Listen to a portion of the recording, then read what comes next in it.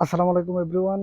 আমার হাতে এই মুহূর্তে যেই ফোনটি দেখতেছেন, এই ফোনটি হচ্ছে স্যামসাং ব্র্যান্ডের সম্পূর্ণ একটি লেটেস্ট ফোন। তো আপনারা যারা ফোন বিভিন্ন প্রকার প্রবলেমের কারণে ফোনটিকে ফরম্যাট করে ফেলুন, তারপর এইখানে এসে দাঁড়িয়ে থাকে যে কোনো সময়, বা এখানের মধ্যে এই প্রবলেমটি আপনারা চাইলে এই সেটিং থেকে আগে কোনোভাবেই যেতে পারছেন না, এই প্রবলেমগুলো কেন হচ্ছে।